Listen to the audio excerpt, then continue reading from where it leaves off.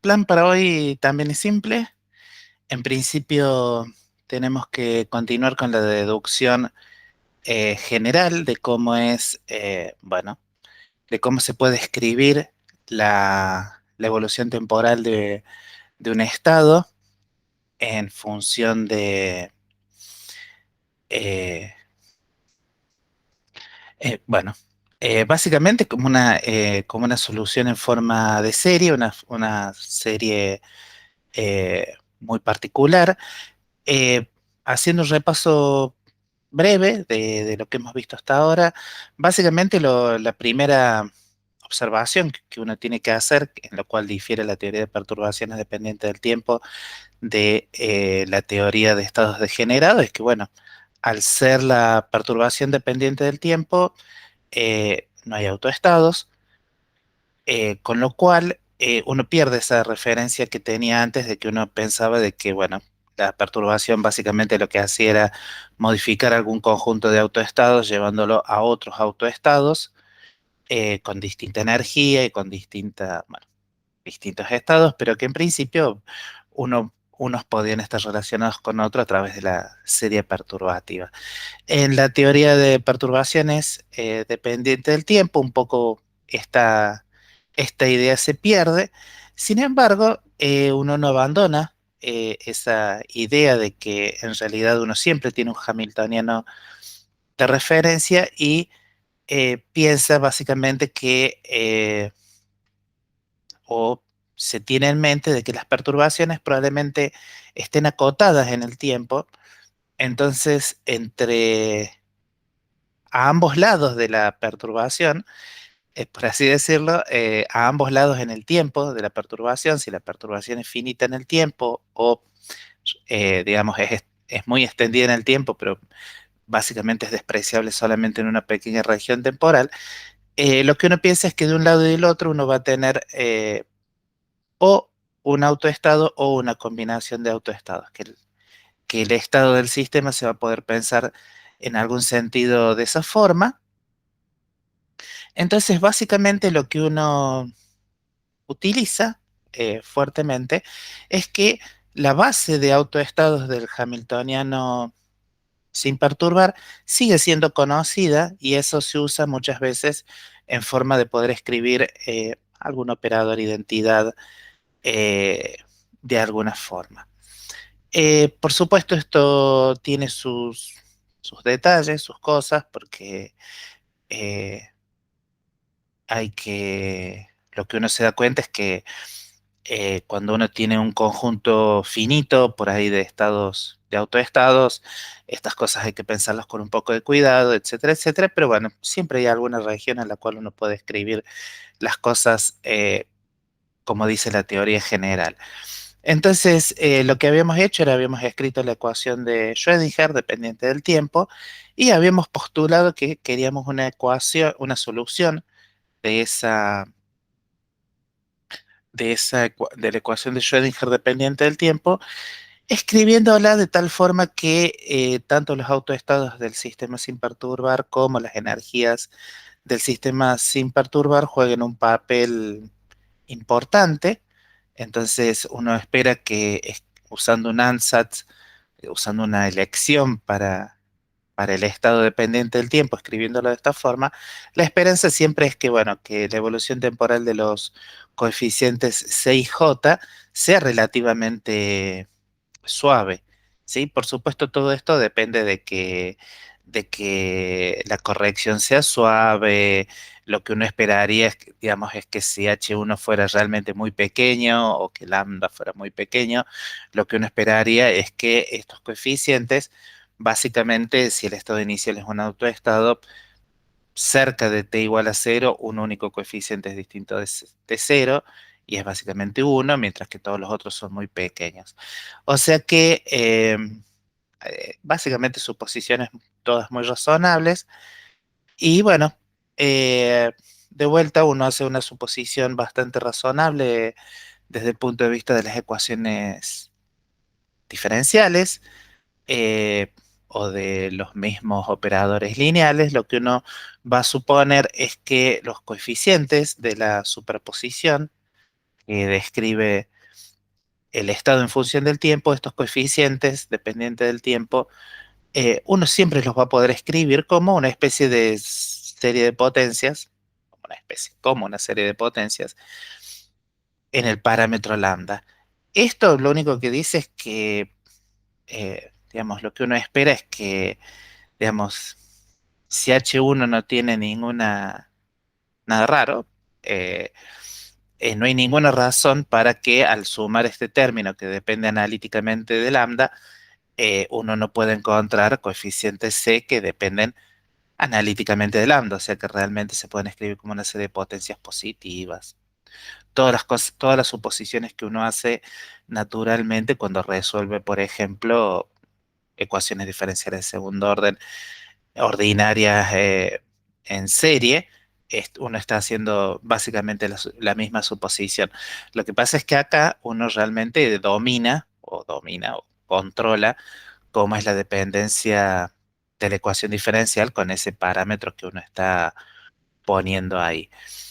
Em, entonces, esta serie perturbativa va a ser, digamos, obviamente está destinada a que distinga entre los términos que dependen de lambda y aquellos que no. Entonces, no es de extrañar que si uno introduce esta elección para los coeficientes en la ecuación de Schrödinger dependiente del tiempo,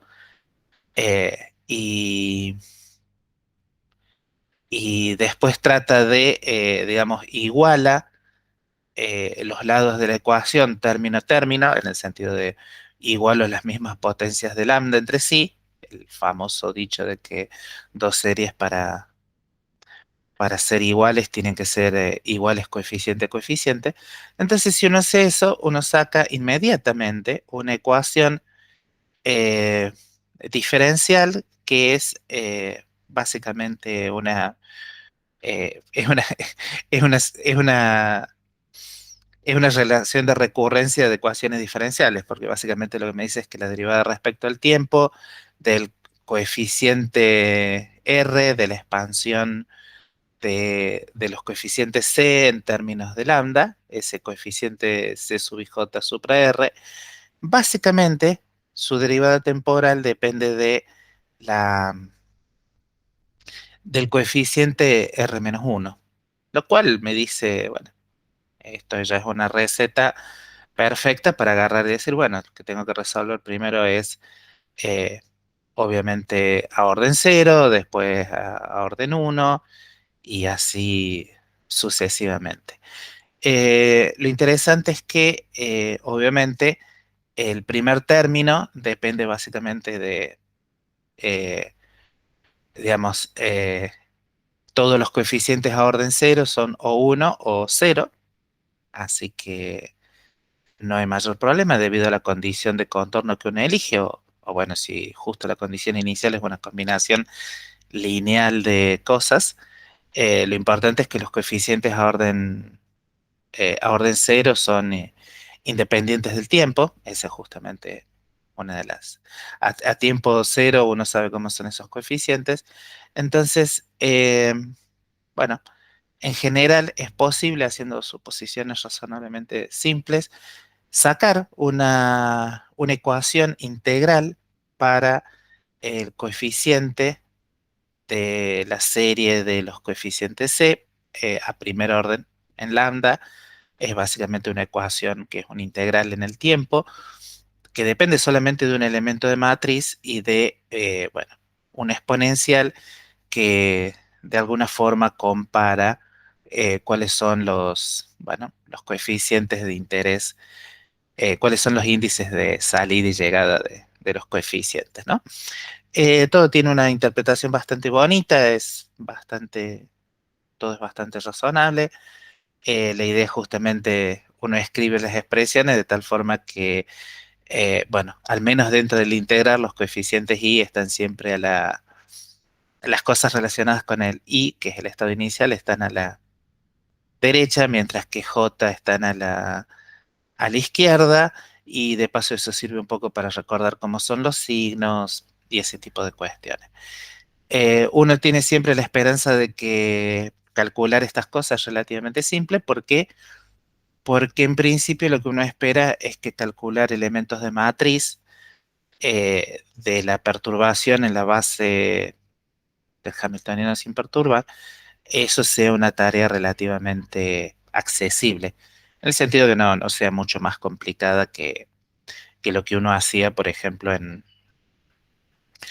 en perturbaciones independientes del tiempo. Es decir, en perturbaciones independientes del tiempo, la primera tarea que uno tiene que hacer siempre en general consiste en calcular elementos de matriz de la perturbación en la base no perturbada. Puede haber algunas elecciones sobre cuál es la base más conveniente, pero este tipo de elemento, este tipo de elemento de matrix es fundamental.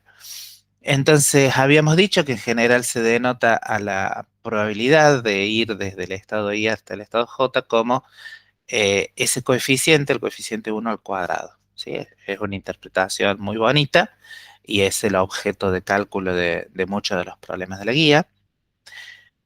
Ahora, desde el punto de vista, digamos, desde el punto de vista práctico, no hay mucho más que decir, ¿no? Eh, digamos, si la serie perturbativa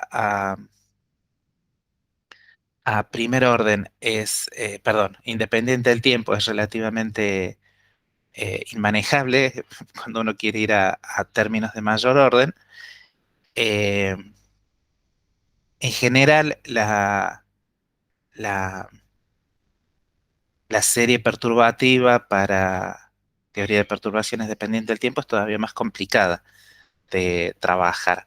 ¿Por qué? Porque involucra integrales que no son simples, digamos. En general, las exponencias, para empezar, uno realmente tiene algunas integrales complejas. Uno sabe que las integrales de funciones complejas hay que tratarlas con mucho cuidado.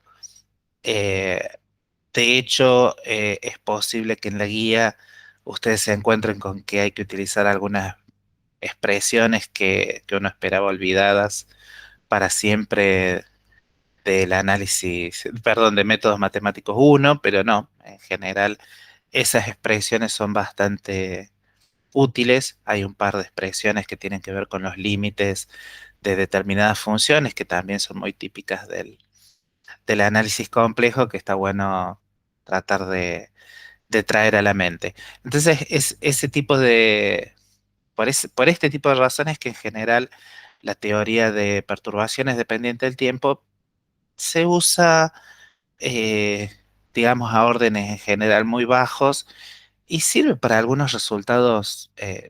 Hay algunos resultados generales que se pueden deducir dependiendo el libro que ustedes utilicen para estudiar, o nosotros en el curso no hacemos particular énfasis en eso, pero hay toda una serie de resultados muy bonitos históricamente, no tanto desde el punto de vista de la deducción, que tienen que ver con cómo es el comportamiento a tiempos cortos de este tipo de cantidades, la amplitud C y J1, cuando el estado inicial es un estado, bueno, un discreto y el estado final pertenece al continuo.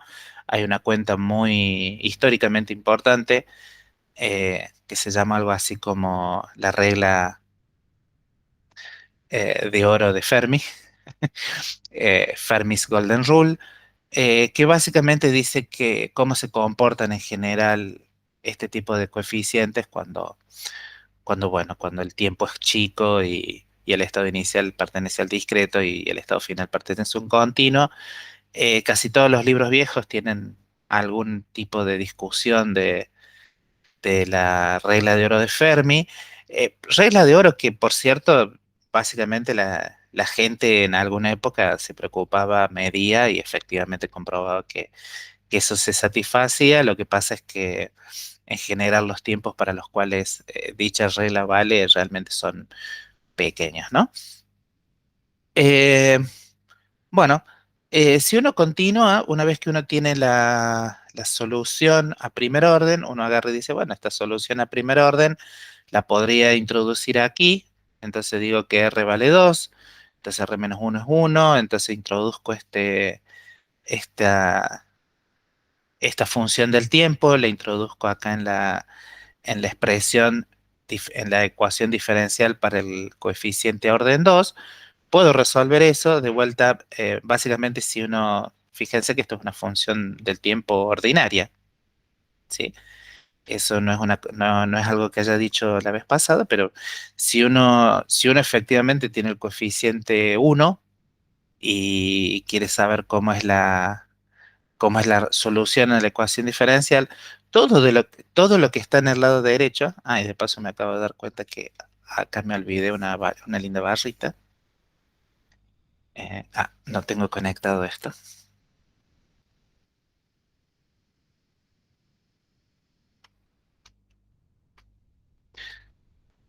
Ahí estamos. Me había olvidado esa barrita.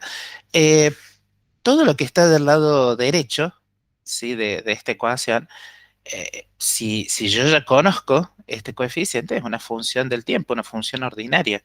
Así que la integración de estos términos es siempre trivial, ¿no? Es básicamente el lado derecho es una integral entre el tiempo inicial y el tiempo final de todo el lado derecho. ¿Por qué? Porque si yo conozco esto, esto es una función del tiempo, una función común del tiempo. ¿Sí? O sea que resolver esta ecuación diferencial es trivial desde el punto de vista de las cuentas. Es por eso, es por eso que el coeficiente C2 básicamente es una integral respecto al tiempo bueno, de todo lo que tiene que ver con C1 multiplicando a lo que estaba ya en la integral de C2. ¿Sí? Eh, es por eso que parece esta integral doble, tan simple como eso. No, no hay nada más raro. Simplemente lo que estoy usando acá es que si uno tiene, eh, perdón, en realidad lo debería, mm, bueno, lo puedo escribir en cualquier lado, pero simplemente lo que estoy usando es que si uno tiene la derivada de, vamos a llamarlo así, de g de t respecto al tiempo igual a f de t, y esto es una función, son todas funciones normales, la, la resolución de esta ecuación diferencial es que g de t es la integral entre t0 y t, bueno, g de t menos g en cero, pero todo el mundo se da cuenta, de f de t prima, de t prima. ¿Sí? O sea que eh, por eso es que, bueno, C2 se puede escribir como esta integral doble. La integral primera tiene que ver simplemente esta integral entre T0 y T1 de T2. Es básicamente la integral que uno ya tiene en C1. ¿Sí? Eh, yo supongo que esa cuenta no es particularmente complicada, así que este es el resultado. En realidad, en general, todas estas cosas son bastante aburridas irlas deduciendo una por una. Lo que es un poquito más interesante por ahí es tratar de analizar el comportamiento general de estas cosas. Y todo esto en general lleva a que introducir la descripción de interacción es útil. ¿Por qué? Porque me ahorra escribir básicamente un montón de exponenciales. No tiene otro sentido. En esta deducción no tiene otro sentido. Entonces, y porque, bueno, de vuelta, si uno introduce la descripción de interacción, aquí para los coeficientes h, realmente la forma de escribir los distintos términos de la serie del coeficiente c y j, bueno, realmente se vuelve una cosa muy compacta, ¿sí? Aquí es el típico lugar, por ejemplo, en el cual uno está usando que básicamente la suma sobre k es es una identidad, o sea, la suma de los proyectores eh, de los proyectores de los autoestados del operador H0 es una identidad, ¿no? Es en ese tipo de cuentas en las cuales uno usa esas relaciones. Eh, les dije que también entre estas cosas que se suelen hacer algunas interpretaciones así medio diagramáticas bastante bonitas sobre cómo es el significado o cómo se pueden escribir estas cosas eh, en general. Y básicamente, bueno, dependiendo cuántos elementos de matriz del operador H1 uno tenga, bueno, estas expresiones diagramáticas van a tener más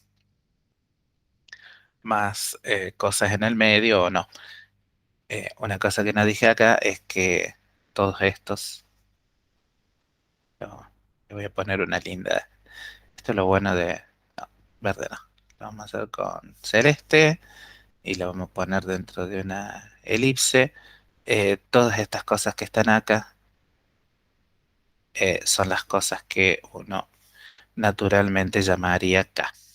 Entonces por eso queda la suma sobre K y a los extremos tengo I, J. Bueno, todo eso es bonito.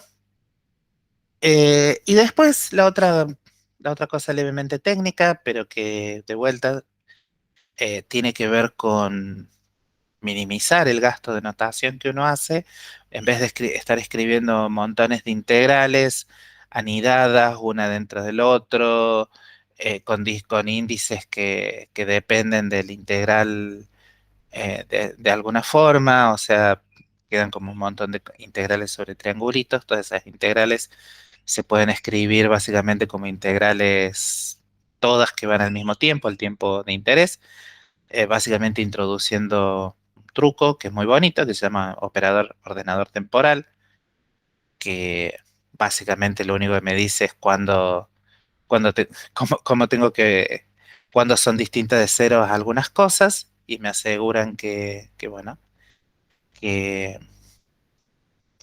que tengo siempre integradas las cosas correctamente. Y bueno, hasta acá fue que llegamos la clase pasada. Eh, Obviamente esta cuenta, la utilización del, del, de tanto del operador, eh,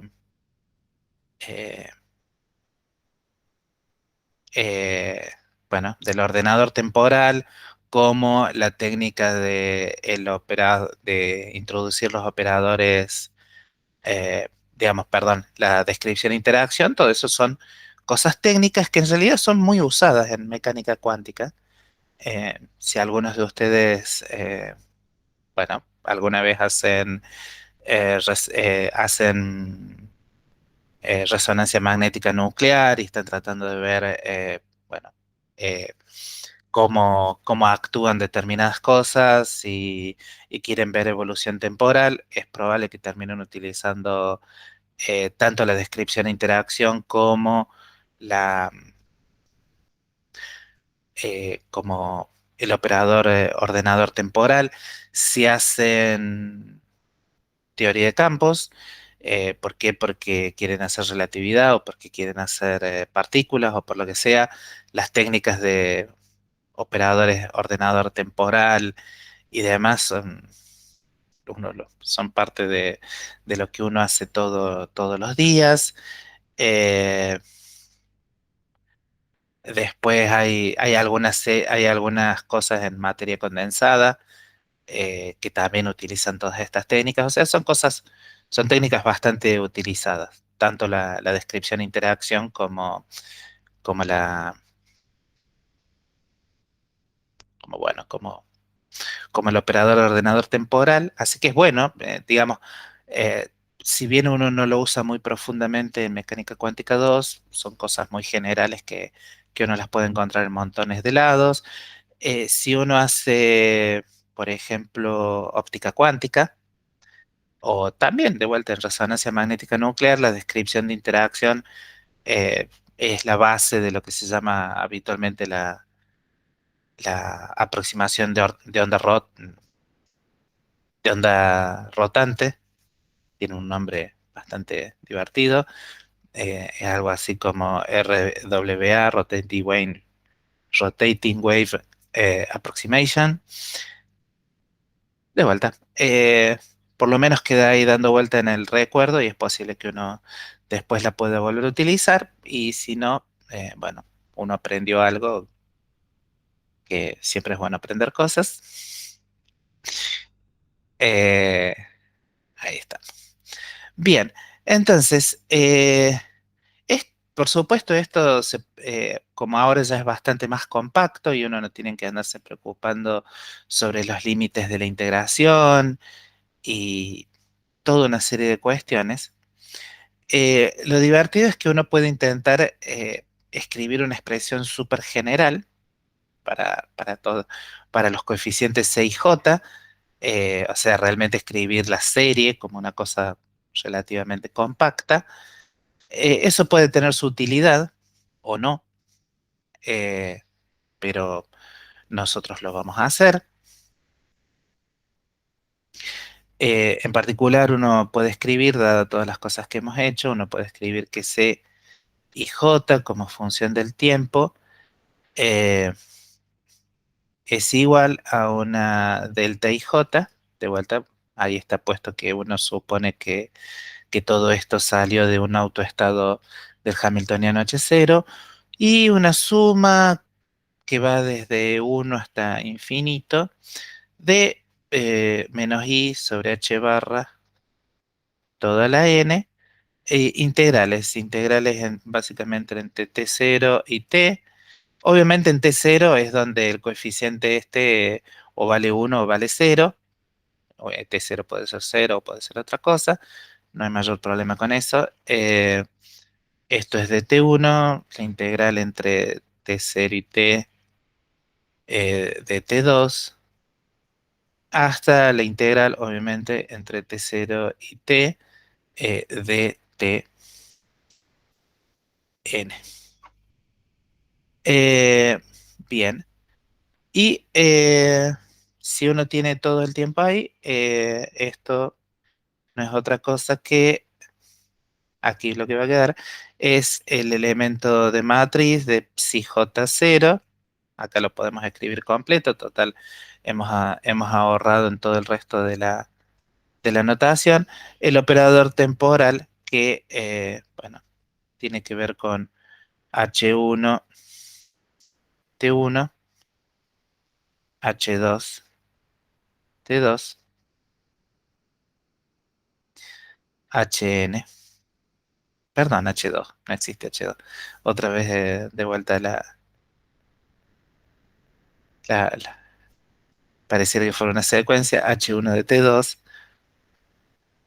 H1 de TN. ¿Ok? Y el elemento de matriz, el estado que está de este lado, es psi sub i de 0. Eh, Había prometido subir algún apunte o libro que tuviera exactamente esta notación, todavía no lo hice, pero bueno, supongo que puedo hacerlo hoy. Con lo cual, si uno hace todo esto, eh,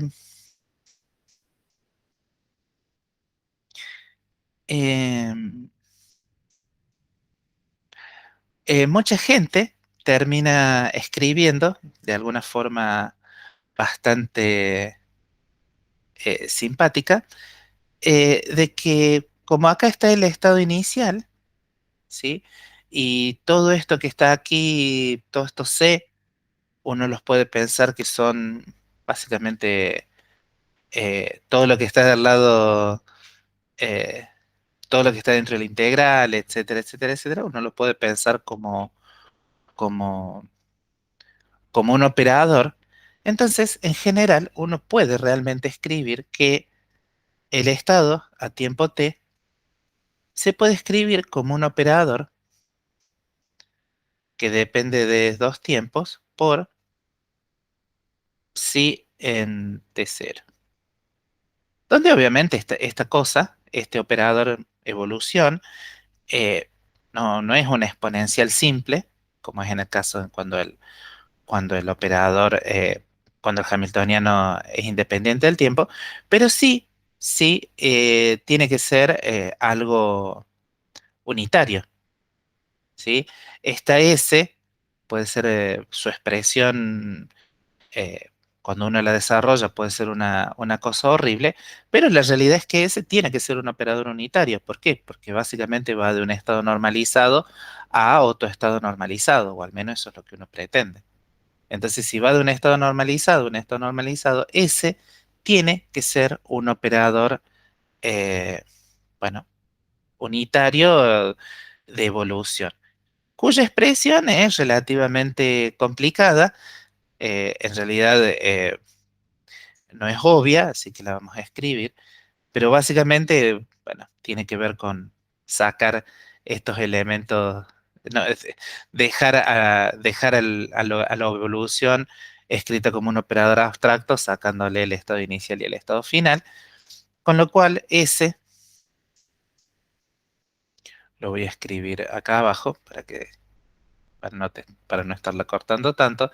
S de t0 como operador se puede escribir como una suma desde n igual a 0 hasta infinito de menos i sobre h barra todo a la n, la integral entre t0, acá no voy a escribir la integral, la expresión simetrizada, sino simplemente la integral entre t0 y t, de t1, la integral entre t0 y t1 con respecto a t2, la integral entre t0 y t sub n menos 1 con respecto a tn.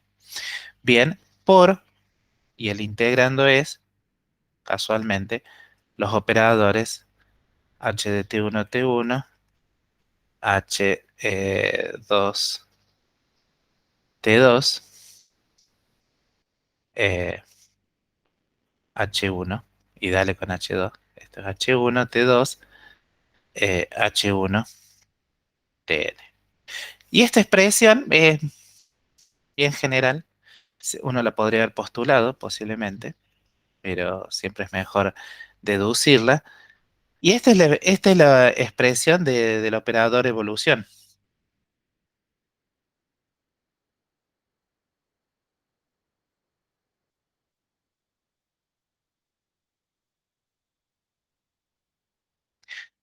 Lo interesante es que esta expresión del operador evolución, uno podría agarrar y decir, bueno, ¿qué pasa si H1 es independiente del tiempo?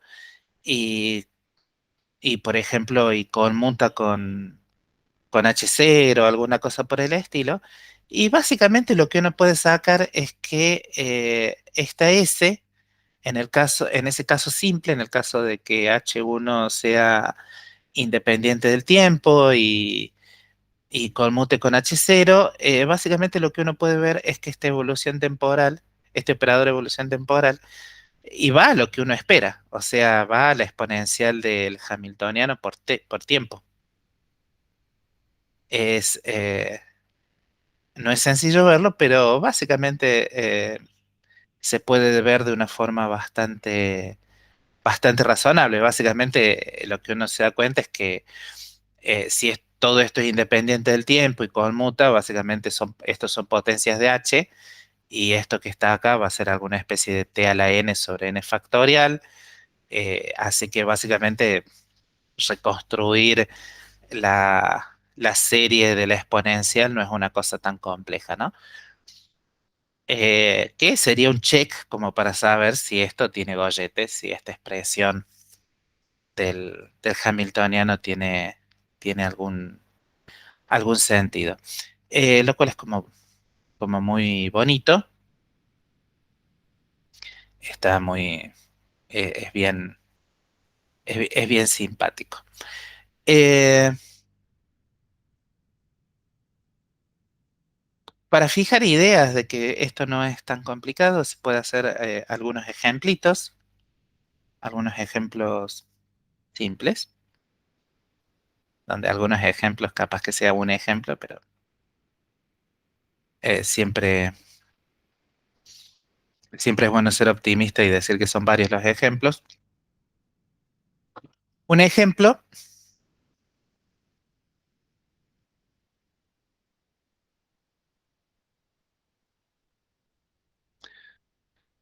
Un ejemplo de todo esto es, es claramente el ejemplo más simple que se puede construir, pero uno puede suponer que la perturbación básicamente se aplica a alguna perturbación constante, pero que realmente solamente es distinta de cero en una pequeña región temporal. ¿Qué quiero decir con todo esto? Uno puede suponer que tiene, si esto es el eje del tiempo, ¿sí?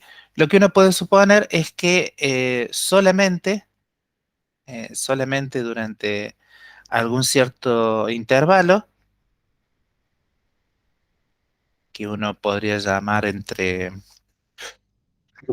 disculpen, bueno, todo esto, por ejemplo, uno puede pensar que va entre un cierto eh, T' y T.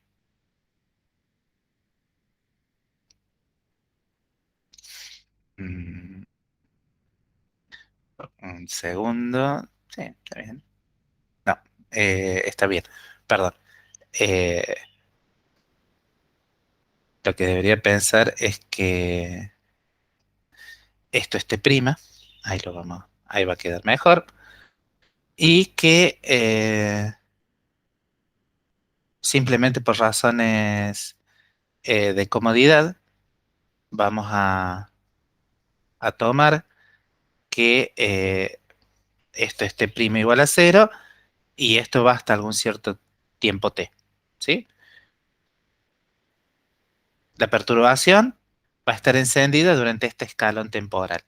Entonces, eh, lo que uno podría decir, bueno, es que H1 como función del tiempo T' se puede escribir como algún H1 que es independiente del tiempo por tita de de T' por tita de T menos T'. ¿Sí? Esto que está acá son dos titas con las cuales se puede escribir en forma bastante simple el escalón ese durante el escalón temporal durante el cual está activo esa, esa perturbación. Si uno recuerda un poco, la primera fórmula sobre cómo era CIJ a orden uno, eh, bueno, por ahí para ustedes ver cuánto era eso es medio complicado, pero yo puedo volver rápidamente en el tiempo, y esto es algo así como menos i sobre h barra la integral entre t0 y t de, bueno, el, el elemento de matriz de H1, vamos a decirlo así, de H1 en la descripción de interacción, acá podemos poner i, integrado respecto de T1, donde la otra forma de escribir esto es que C y J1 es menos I sobre H barra, la integral entre T0 y T, de si uno hace aparecer explícitamente eh, los operadores E a la... Bueno, podemos hacer todos los pasos intermedios.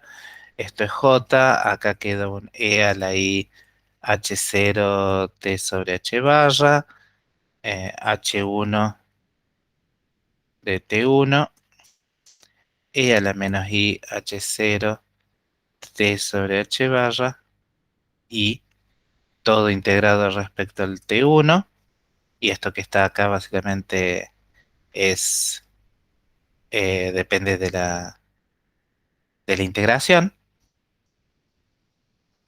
con lo cual, bueno, eh,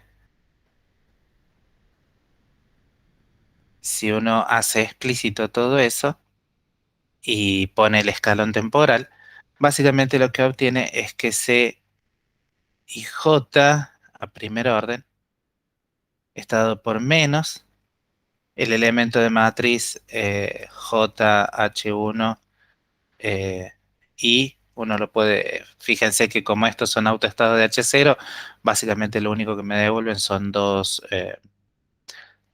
exponenciales y esas exponenciales las puedo integrar trivialmente, el elemento de matriz sale fuera del integral, el integral de lo que queda, de la función que queda, de la función exponencial que queda dentro de la integral, básicamente se puede escribir de forma bastante simple, es algo así como e a la i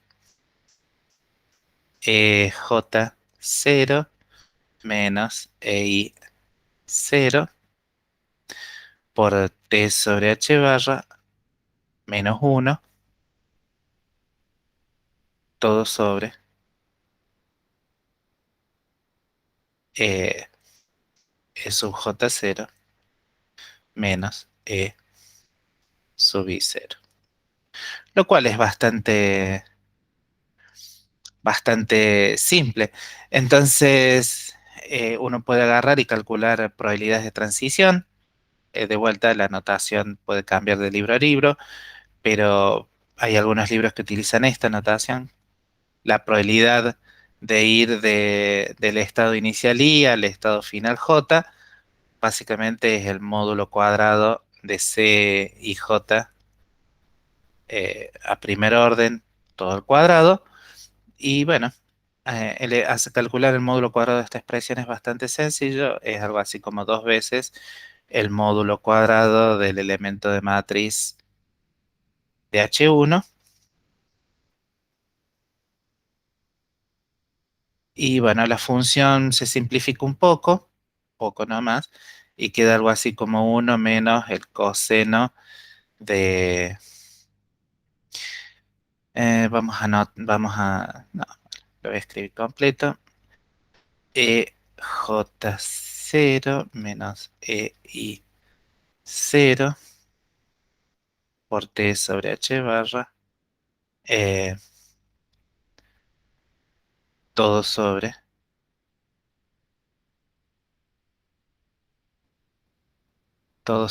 la diferencia de energías.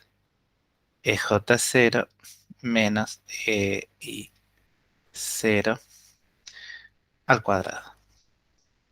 No, es difícil ver que esto tiene que quedar así. ¿Por qué? Porque el módulo cuadrado, evidentemente el denominador, eh, bueno, tiene que simplificarse, tiene que elevarse al cuadrado. El numerador cambia un poco porque el numerador sí tiene componente imaginaria, así que el módulo cuadrado tiene que ser solamente una función real, así que es más o menos razonable que solamente quede un coseno de la diferencia de las energías por t.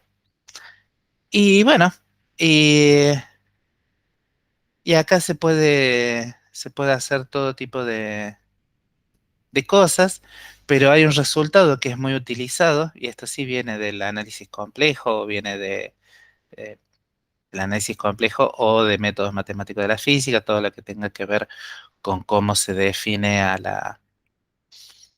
la distribución delta o a la función delta, o como la quieras llamar. Uno puede utilizar que el límite para t que va a cero de 1 menos el coseno de x menos x0 por t, eh, todo sobre x menos x0 al cuadrado.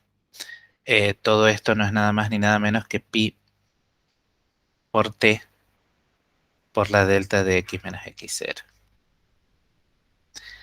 Lo cual es bastante simpático, porque entonces lo que uno dice, bueno, si esa perturbación, ese escalón en realidad es muy, muy largo, uno podría agarrar y simplificar esta expresión y tratar de utilizar esto, con lo cual alguna gente calcula que también es una cantidad útil, por ejemplo, de vuelta por ejemplo, cuando uno hace espectroscopía o todo ese tipo de cuestiones, se suele definir la probabilidad de transición por unidad de tiempo, que no es otra cosa que la derivada de la probabilidad respecto al tiempo y, bueno, en el caso, eh, en este caso, en el cual la dependencia temporal se simplifica mucho para cuando el escalón es extremadamente largo, todo esto queda como una, una fórmula muy simple, pero que tiene muchísimas aplicaciones. Básicamente lo que me dice es que la probabilidad de transición por unidad de tiempo es proporcional al elemento de matriz de H1, de la parte que es independiente del tiempo, entre los estados de interés, módulo cuadrado, por, bueno, una delta de J 0 menos E y 0. Esta fórmula es famosísima, se utiliza en muchísimos lados y, bueno, y es posible que ustedes se la encuentren de vuelta en distintas especialidades que tengan que ver con aplicar radiación a la materia. Muchas veces cuando uno quiere, bueno, por ejemplo, típicamente en el grupo de espectroscopía atómica nuclear, uno suele excitar materia con distintos tipos de radiaciones y el cálculo de cuál es la probabilidad de transición eh, cuando uno aplica una radiación a algo que en principio está en un estado inicial, estas fórmulas, este tipo de fórmulas, bueno, adquieren bastante relevancia, ¿no? En el práctico, casi seguramente van a ver otro caso obviamente muy interesante, no es cuando la interacción, perdón, cuando la perturbación digamos, es distinta de cero en un escalón de potencial y el resto es básicamente una constante. Este no es uno de los casos más interesantes. Uno de los casos sí más interesantes es cuando esta perturbación en realidad es una función que depende del tiempo en forma simple. Principalmente, por ejemplo, una función sinusoidal, ¿sí? Que es el caso en el cual uno, por ejemplo, uno puede imaginarse qué pasaría si uno a un átomo le aplica básicamente una,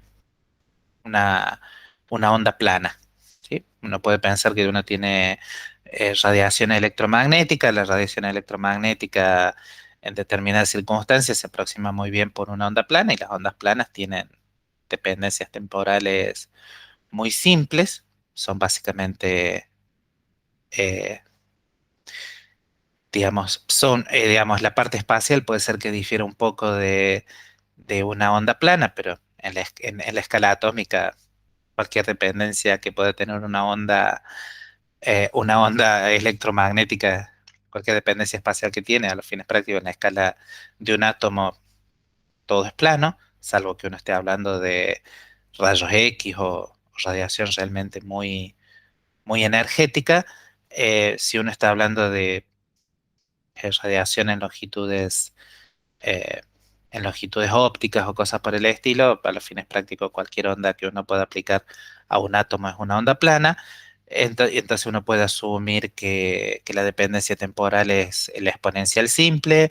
Y en ese caso también se pueden deducir algunas formulitas que son muy útiles cuando uno estudia cómo funciona la radiación sobre la materia y en particular uno puede empezar bueno, a degustar un poco cómo es esto de, de excitar materia con átomos, con radiación electromagnética, ver que efectivamente los electrones les gusta saltar entre estados y hacer todas las cosas razonables que uno pensaba que tenían que hacer desde que empezamos a motivar a la mecánica cuántica con experimentos de espectroscopía. Eh, Estas fórmulas, por cierto, este tipo de fórmulas, ustedes casi seguramente, ahora que lo pienso, es muy probable que se las vuelvan a encontrar el año que viene, por ejemplo, sin ir más lejos. No importa qué hagan, sino cuando hagan, bueno, eh, en, en contemporánea, física contemporánea, hay algo, suele haber una parte que está dedicada al funcionamiento de los láseres o del láser.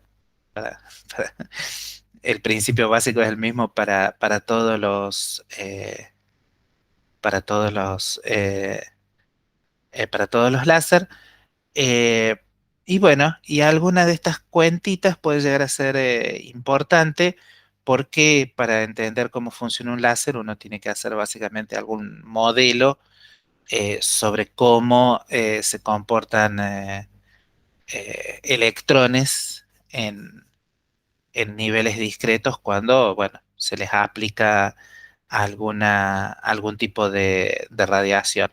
Entonces, los distintos regímenes en los cuales funcionan los láser, uno los puede sacar si, bueno, con alguna, volviendo a reutilizar alguna de estas fórmulas. Pero bueno, eso será en su momento cuando, cuando hagan contemporánea. Finalmente, y esto es solamente a modo de comentario, eh, eh, uno podría preguntarse, es es una posibilidad, uno podría preguntarse si es posible, si las perturbaciones fueran muy lentas, si uno podría, por ejemplo, ir desde los resultados dependientes del tiempo a los resultados independientes del tiempo. Es decir, si hay alguna posibilidad de ligar ambas series perturbativas cuando las perturbaciones son lo suficientemente lentas o sucede alguna cosa por el estilo. De hecho, eso se puede hacer. No es algo que nosotros vayamos a poner demasiado énfasis, pero es bueno saberlo de que efectivamente uno puede pensar que las perturbaciones independientes del tiempo en realidad eh, uno las puede pensar como que son el resultado de prender una interacción en un intervalo de tiempo infinitamente largo eh, y muy despacio, ¿no? Eso es bastante simpático, bastante razonable. Pero bueno, eh, diría que de vuelta, mientras estamos así en un intervalo, voy a ir subiendo algún material donde puedan encontrar las cuentas estas con exactamente esta notación. Y bueno, y seguimos más o menos yo diría que a las y cuarto, ¿ok? Dale, profe. Empezamos ahora.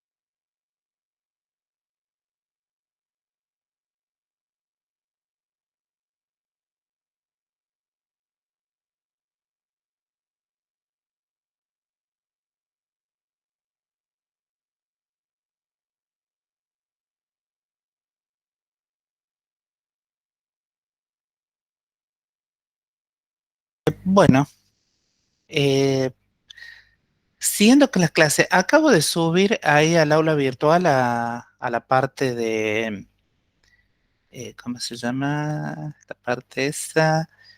Se llama, ahí está, bibliografía y recursos. Acabo de subir un file que es básicamente esto. Es interesante porque el file es un, es el apéndice de un libro, pero tiene, tiene así puesto como, obviamente es un apéndice, entonces no es como un buen libro de texto en el sentido de que no hay ejemplos desarrollados y ese tipo de cosas, pero como forma sintética de presentar la teoría de perturbaciones, realmente está muy bien hecho. Muy, muy, muy bien hecho. Es un libro de hecho, es de un libro de, eh, básicamente de teoría cuántica del sólido. Entonces, es como muy razonable que tenga resumida una buena parte de la mecánica cuántica en, en un apéndice. Y tiene todo y más de lo que ustedes pueden llegar a necesitar para...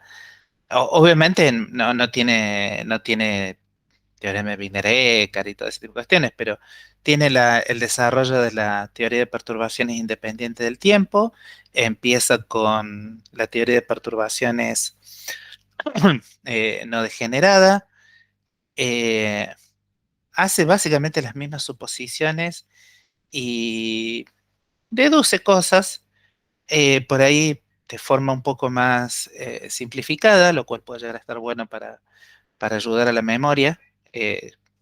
No se detenga tanto en hechos no tan necesarios y va deduciendo cómo son las correcciones a los distintos órdenes de formas bastante simples, la corrección a primer orden de la energía, la corrección a segundo orden, la corrección a primer orden del estado, la corrección a segundo orden de primer orden del estado, segundo orden del estado. Inclusive se toma el trabajo de, bueno, introducir correcciones a tercer orden, introduce de forma muy poco burocrática todas las técnicas de proyecciones y ve bueno, que las cosas se pueden deducir también utilizando la técnica esta de proyectores. O sea, en algún sentido es levemente distinto a lo que nosotros hicimos, pero funciona de la misma forma y es igualmente satisfactorio. De hecho, después escribe algunas expresiones un poco más compactas para cómo son la- las expresiones. Expresiones que son muy compactas y que después permiten como así una comparación un poco mejor con la teoría de perturbaciones dependientes del tiempo, una serie de cuestiones. Pero por ahí está bueno. He sabido que por ahí mientras tener la misma cosa presentada de varias formas distintas y que todas lleguen más o menos a lo mismo, por ahí puede ser útil. A mí realmente este libro me gustó porque realmente lo pone en un lenguaje muy, muy útil para después usarlo o en teoría de sólidos, cuántico o en el, o lo que de vuelta, no necesariamente en teoría de sólidos cuánticos, pero lo que en general en los cursos avanzados de cuántica se conoce como segunda cuantificación y toda una serie de técnicas que son bastante divertidas. Después, bueno, trabaja con la teoría para estados degenerados. Escribe las descomposiciones de los estados en formas bastante simpáticas. No se trauma mucho con los proyectores, ¿sí? Y deduce cosas. Básicamente deduce que la corrección a primer orden tiene que ver con calcular cómo son los autovalores de, de la matriz de la perturbación en la base de estados degenerados y ahí se acaba. Y después en teoría dependiente y en la teoría de perturbaciones dependiente del tiempo es de donde yo saqué literalmente todo, porque realmente me pareció de muchos libros que consulté la presentación más, más económica, más directa, más elegante, por así decirlo. Eh, y bueno, y tienen toda la notación, tienen los pasos un poquito más detallados de lo que los hice yo, pero básicamente son todos los mismos pasos. Eh,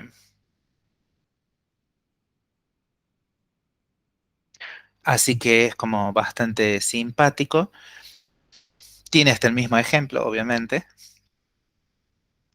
Lo que por ahí le da un poquito, esto es algo que yo mencioné, pero que ustedes pueden ver, es como es ese tema de tratar de hacer perturbaciones que sean, bueno, asintóticamente lentas, y si eso uno puede después relacionarlo con lo que encuentra con la teoría de perturbaciones independiente del tiempo, él le da bastante, le hace bastante, le presta alguna atención y logra deducir cosas, así que está bastante bien.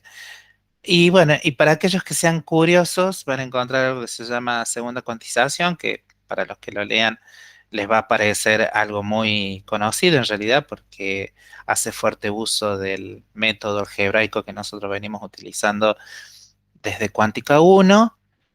Y después, bueno, habla algo de bosones y fermiones, lo cual está bien, porque en realidad después viene el tema de partículas idénticas, así que puede llegar a ser una forma, algo complementario para la parte de bosones y fermiones, y es algo que ustedes probablemente ya hicieron también en mecánica estadística, así que es un buen libro.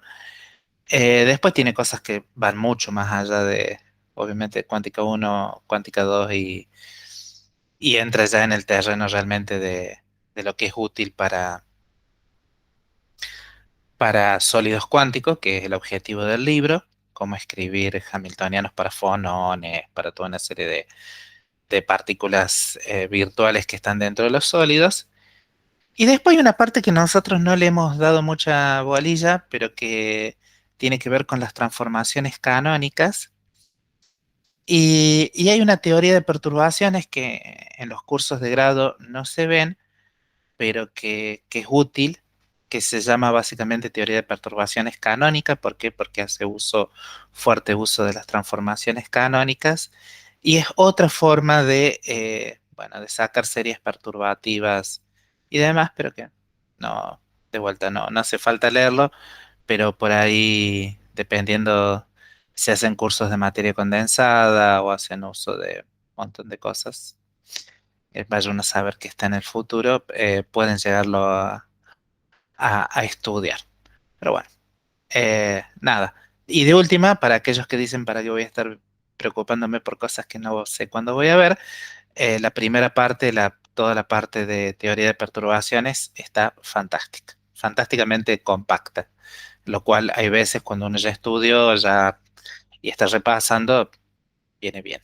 O por ahí cuando uno quiere una primera lectura y decir, a ver, quiero ir a los bifes, a los resultados, los bifes y los resultados son esto. Pero bueno, es un lindo lugar de donde ver eh, esas, esas cosas. Bien.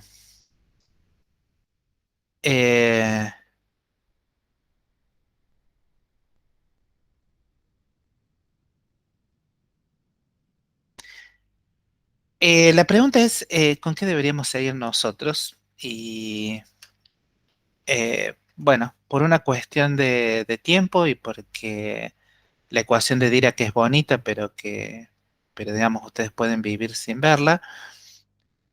Lo que nos vamos a adentrar en,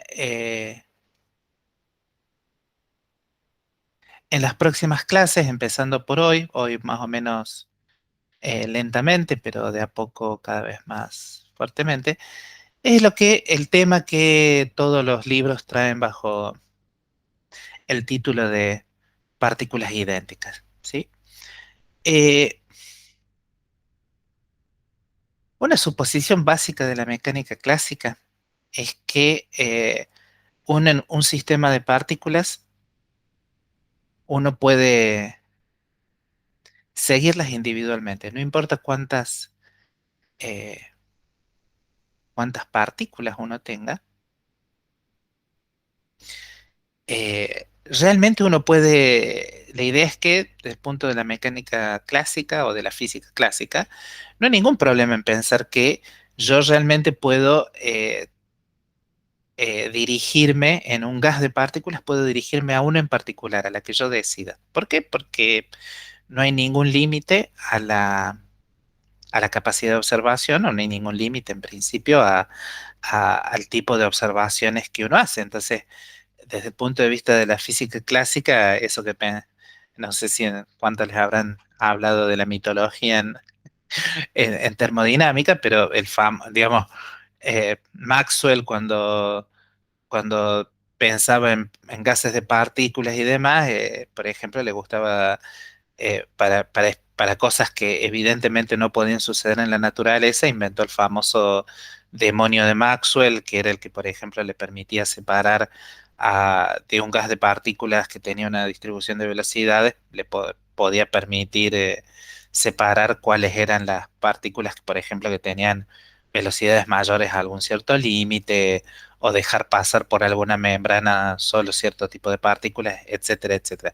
Y todo ese tipo de cuestiones que parecen como parte del folclore de la física, en realidad están fuertemente relacionadas con que efectivamente la concepción de la física que se tenía era que si uno realmente hubiera necesitado a un gas separar las partículas del gas que tenían velocidades mayores a una cierta velocidad, en principio no había un problema de principio de poder hacerlo. ¿Por qué? Porque todas las partículas eran individualmente, eh, individualmente medibles, individualmente identificables, ¿sí? Cuando uno empieza a pensar en mecánica cuántica, todo eso se empieza a desdibujar un poco. ¿Por qué? Y porque para empezar, uno ya sabe eh, que observar determinados eventos es sumamente complicado, ¿sí? Si uno quiere hacer determinados experimentos, en general los instrumentos de observación justamente tienen el inconveniente de que si yo trato de hacer mediciones de cierto estilo, bueno, primero tienen una resolución finita, que es enorme, enorme comparada en particular con determinados eventos a escala microscópica, y después porque, digamos, si para hacer determinados experimentos necesito determinar posición y velocidad, la cosa se vuelve bastante complicada.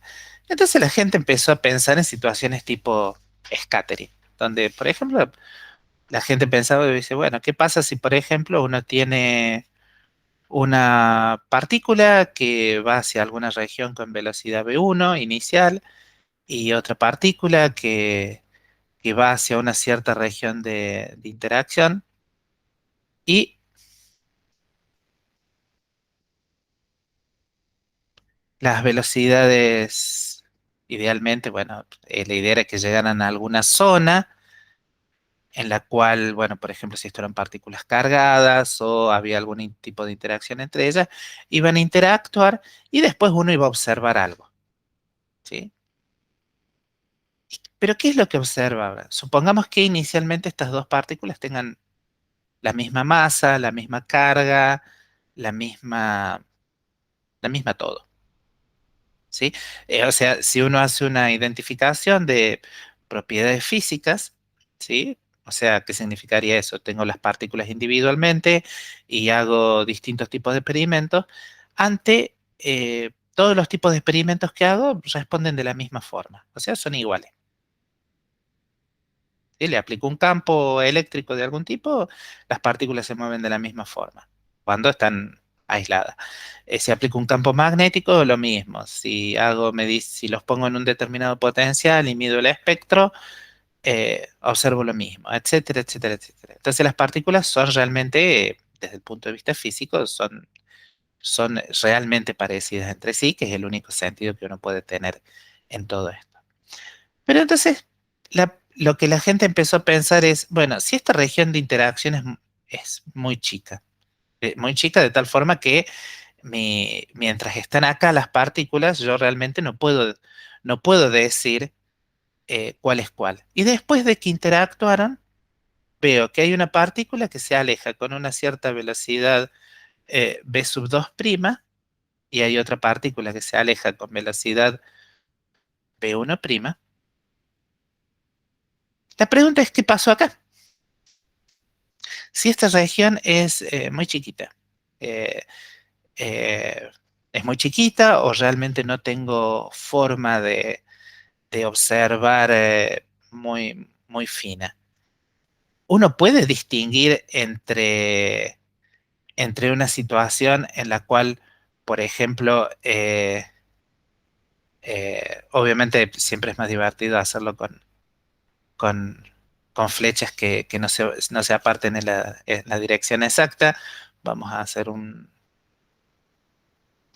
qué sé yo, esto salió así, salió con una cierta velocidad así, y esto salió con una cierta velocidad así. ¿Qué es lo que sucedió acá? Sucedió, por ejemplo, que la partícula que venía desde y ahí la vamos a dibujar con otro color, para eso tenemos colores. ¿Qué es lo que sucedió? Sucedió, por ejemplo, que vino la partícula desde la, desde la, desde la izquierda rebotó y se vuelve por su lado, mientras que la que venía desde la izquierda venía hacia acá, interactuó y después mágicamente rebotó. ¿Sucedió esto o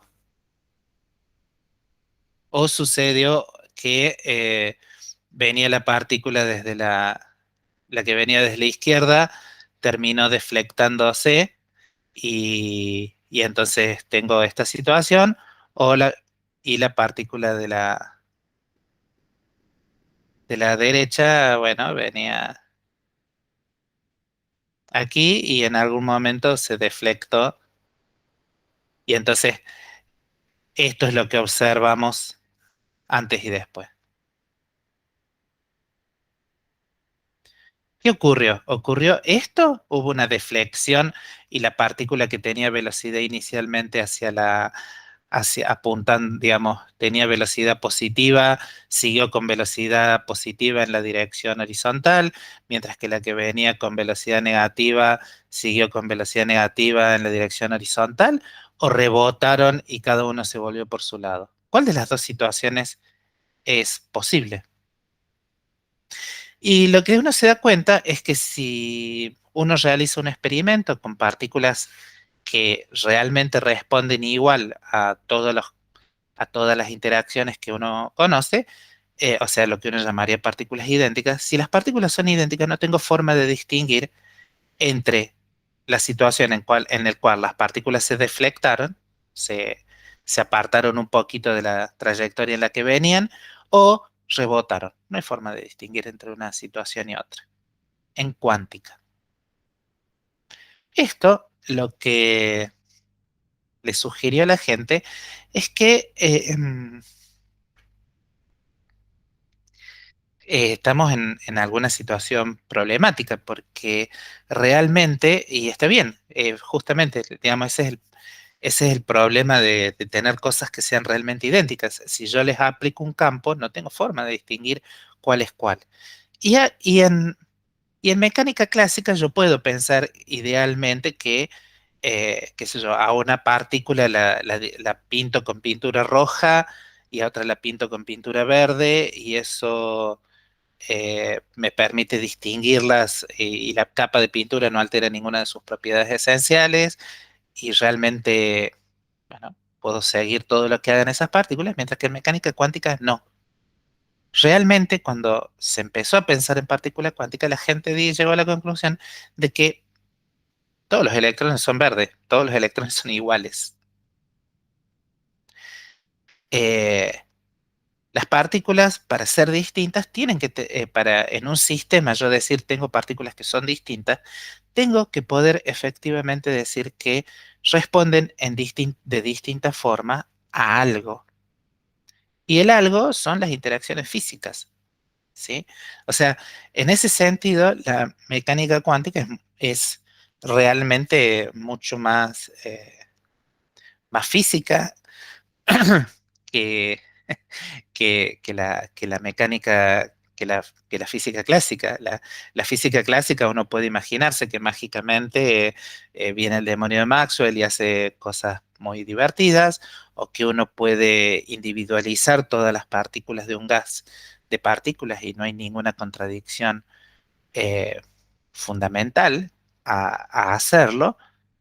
Eh, de ahí todas las cosas que me imagino que habrán discutido en Termo, pero de ahí todas las dificultades mentales que tenía la gente cuando decía, bueno, pero ¿cómo surge la termodinámica? ¿Cómo surge el comportamiento irreversible de que uno observa en determinadas situaciones? ¿Cómo surge el comportamiento irreversible de los gases de partículas cuando, si es que en realidad eh, uno puede identificar individualmente las partículas de un gas y todo obedece a las ecuaciones de Newton?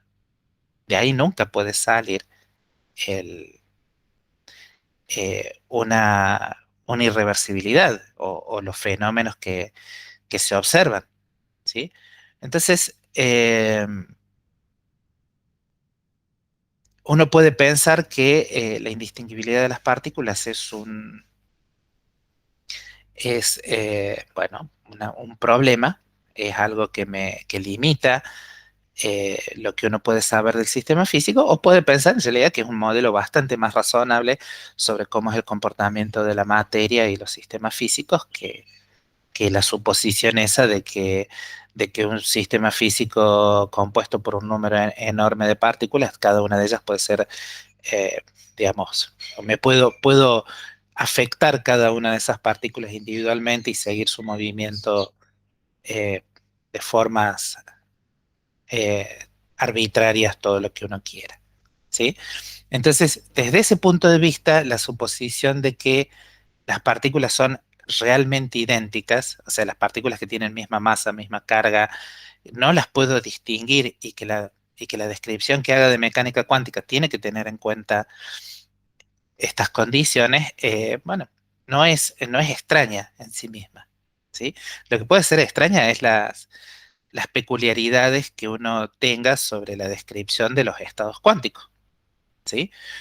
Pero que las partículas sean indistinguibles,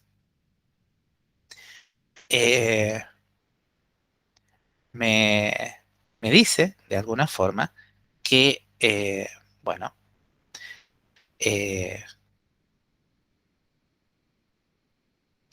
que los estados van a tener que ser muy particulares, ¿sí?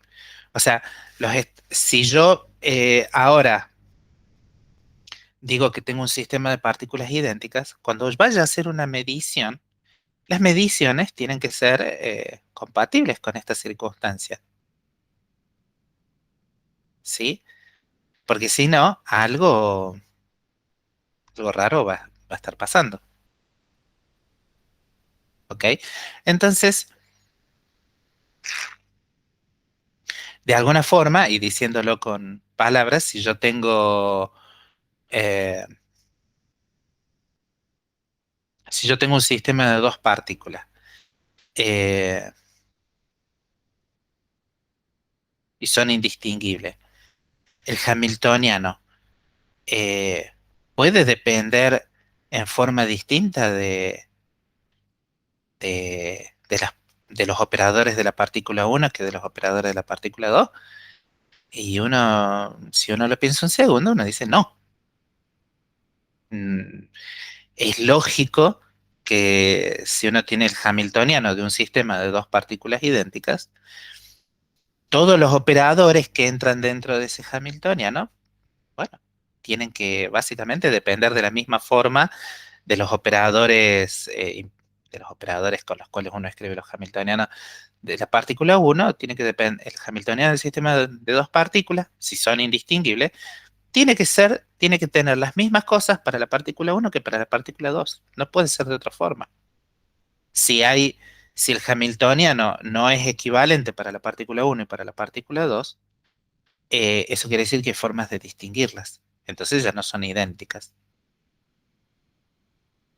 Entonces, y esto es una consecuencia particularmente interesante, los hamiltonianos de las partículas idénticas tampoco, digamos, tienen la misma dependencia entre,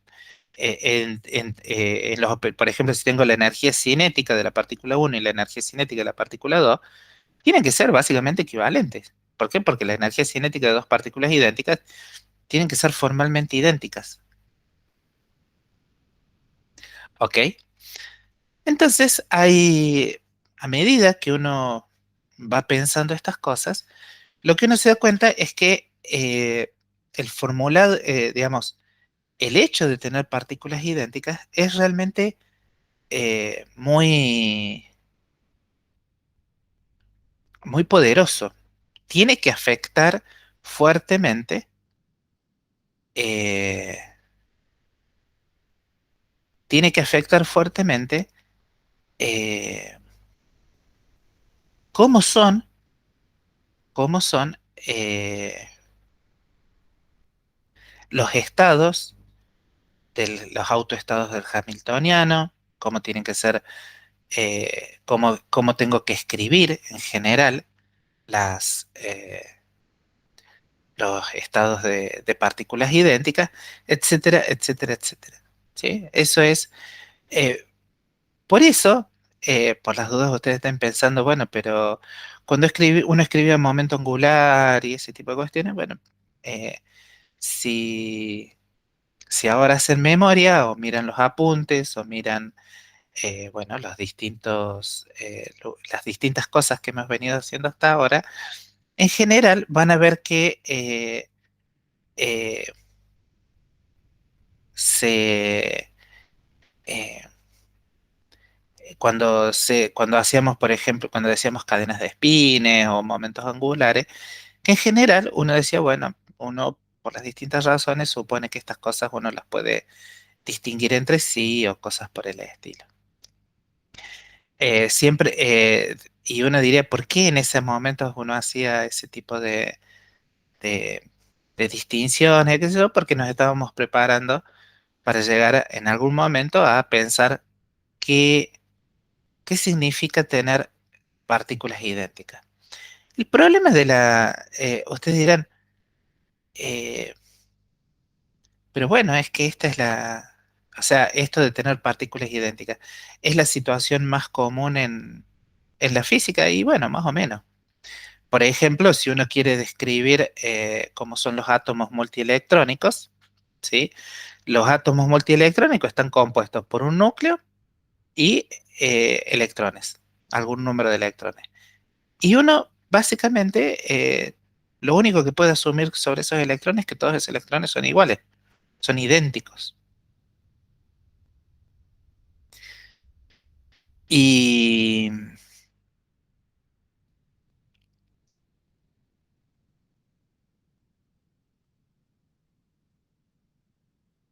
y eso va a suceder con, con todas las partículas a nivel cuántica. Si uno habla de, por ejemplo, partículas con cargas positivas, protones, todos los protones son estrictamente iguales entre sí.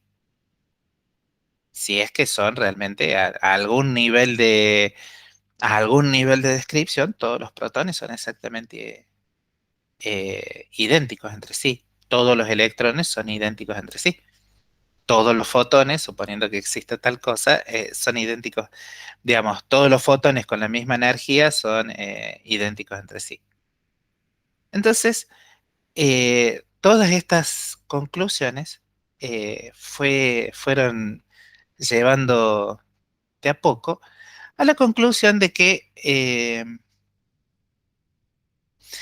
tener un poco de cuidado como uno escribe ahora estados posibles para sistemas cuánticos conformados por partículas idénticas. ¿Sí? Y esto es básicamente lo único que vamos a decir hoy. Todos los libros tienen toda esta parte muy, muy charlada, muy más o menos charlada, ¿sí? Pero todos en algún momento llegan a algo que se llama, eh, vamos a dejar en verde para que resalte, básicamente se llama postulado de simetrización.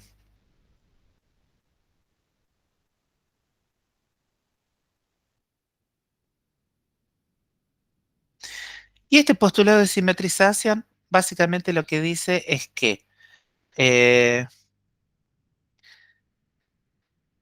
obviamente uno hace, siempre lo hace con dos, pero vamos a decirlo así, eh, este postulado de simetrización básicamente lo que dice es que si uno tiene, eh,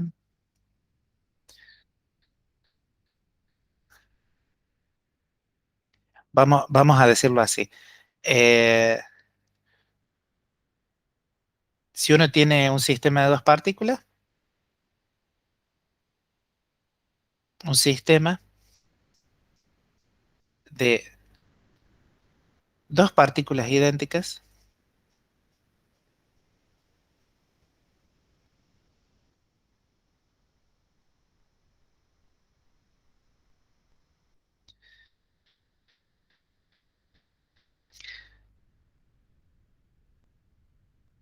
solo pueden tener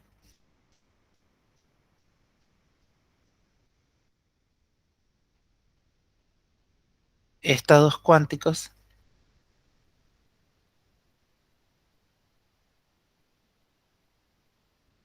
de la forma. Y ahora, eh, bueno, obviamente hay que hacer alguna pequeña cuenta, pero vamos a hacerlo así, un sistema de dos partículas idénticas y vamos a ponerlo acá por el momento, no interactuantes. Y fíjense que esto es bastante fuerte. No interactuantes. Solamente pueden tener, si uno dice que alfa 1 pertenece a, vamos a escribirlo en notación completa, alfa 1 pertenece a H1, no, vamos a hacerlo con una notación todavía mejor. Alfa pertenece a H1 y beta pertenece a H2, ¿sí? Obviamente uno piensa que H1 es el espacio de Hilbert asociado a la partícula 1 y H2 es el espacio de Hilbert asociado a la partícula 2. Obviamente lo que uno piensa es que si son partículas idénticas tienen que ser básicamente espacios iguales, pero solamente por el momento para distinguirlos lo vamos a escribir así. Entonces lo que uno dice es que, y este es el postulado de simetrización, en su versión más simple, en su versión más simpática, los estados son o de la forma 1 sobre raíz de 2, alfa por beta. Acá pongo explícita el producto directo, más menos beta alfa. Es decir, no sé si esta es la mejor notación, le vamos a poner así. Las cosas con un subíndice, los estados con un subíndice 1 pertenecen a H1 y las cosas con un subíndice 2 pertenecen al espacio 2. Entonces vamos a poner alfa 1, beta 2. O sea, alfa es el alfa y beta son los números cuánticos, mientras que los subíndices indican el espacio. Ese es el postulado de simetrización. Básicamente, lo que dice el postulado de simetrización es que si uno tiene un sistema de dos partículas idénticas, los estados cuánticos son lo que habitualmente se denomina simétricos o antisimétricos antiintercambio de partículas. ¿Qué significa eso?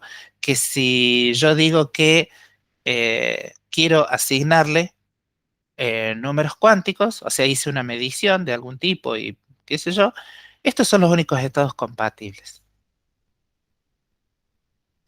Obviamente esto no es sencillo de, de tragar, ni mucho menos. Vamos, o sea, ya a esta altura, digamos, ya estamos casi por cortar la clase, así que uno puede, digamos, mi intención hoy era, bueno, presentar las ideas de por qué esto es así y tratar de la clase que viene ir haciéndolo paso a paso, diciendo, bueno, a ver, pensemos cómo sería una medición de un operador que es de una partícula sobre un estado de dos partículas, qué resultados puede arrojar, etcétera, etcétera, etcétera. ¿Sí? Vamos a ir despaciosamente, pero al final del día, y además porque en principio ustedes ya lo deben haber visto esto en termodinámica, al final del día, lo que dice el postulado de simetrización es que un estado de dos partículas no interactuantes, bla, bla, bla, se tiene que poder escribir básicamente de estas dos formas. ¿Sí? Hola, Gustavo. Eh, y, y lo importante de todo esto es que, eh, por supuesto, esto podría ser un postulado y nada más que un postulado, pero lo importante es que tiene consecuencias experimentales importantes, muy importantes, que si uno no hace este tipo de postulados, uno no entiende, no puede entender nada, no puede entender la estructura de la materia en particular.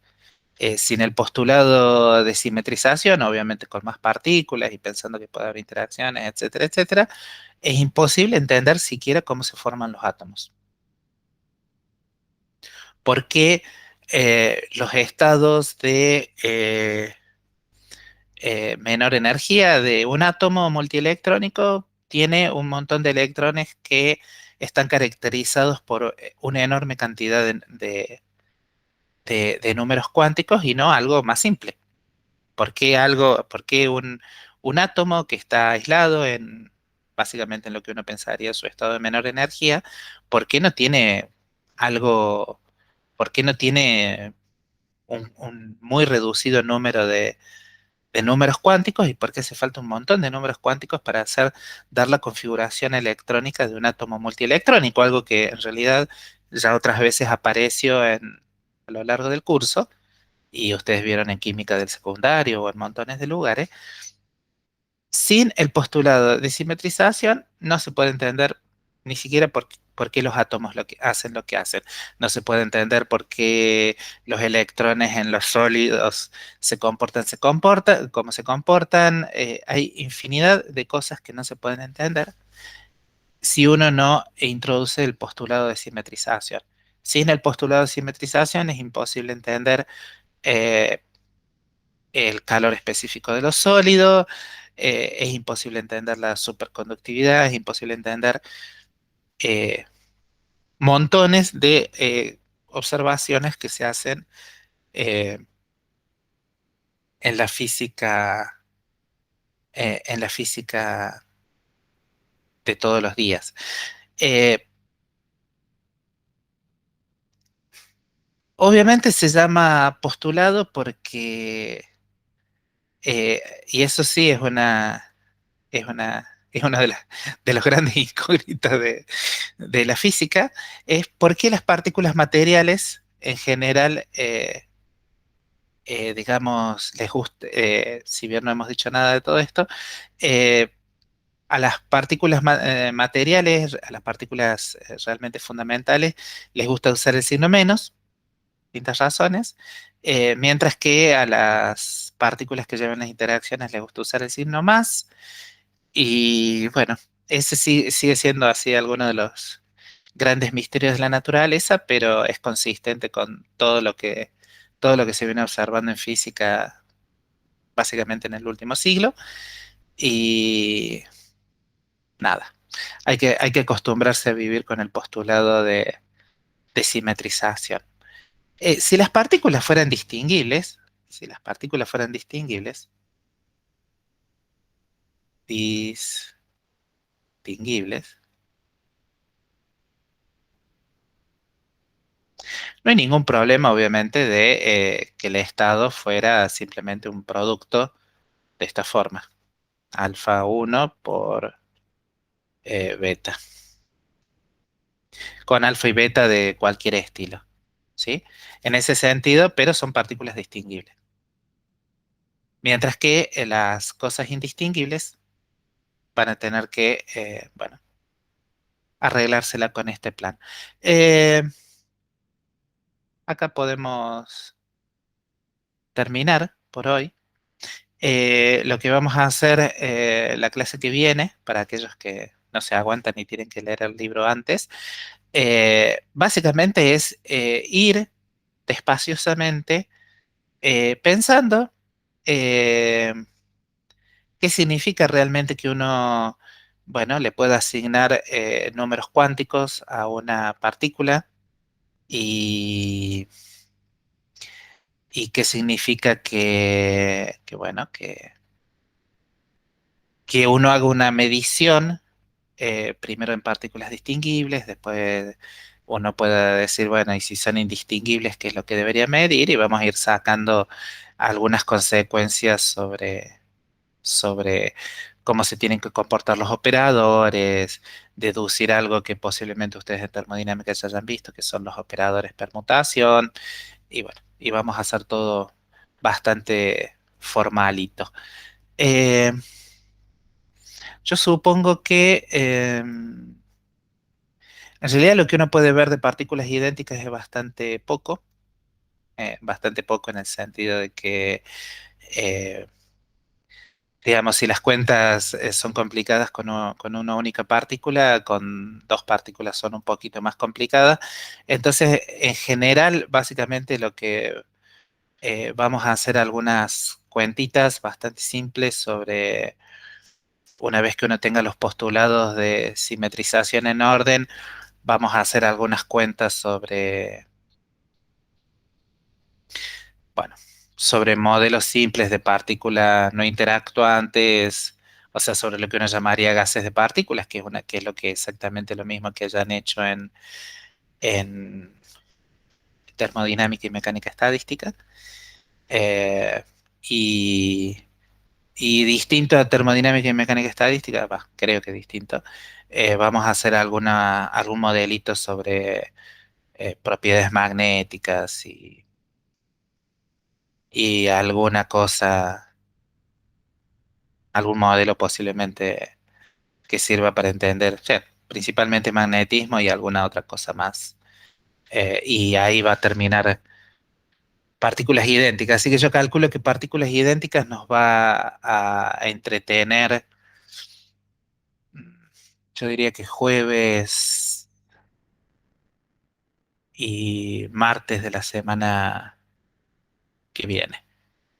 No, eh, puede llegar a quedar alguna cosita suelta como para el 11, pero en principio deberíamos terminar, o sea, partículas idénticas seguro que lo vamos a terminar a lo sumo el 11 de noviembre. ¿Cuándo son los parciales? Ya que estamos, Gustavo, ¿te acordás? Y acá vamos a cortar la El grabación. 18, el nuestro, creo. Ahí me fijo acá tengo un calendario. El 18 y el 25.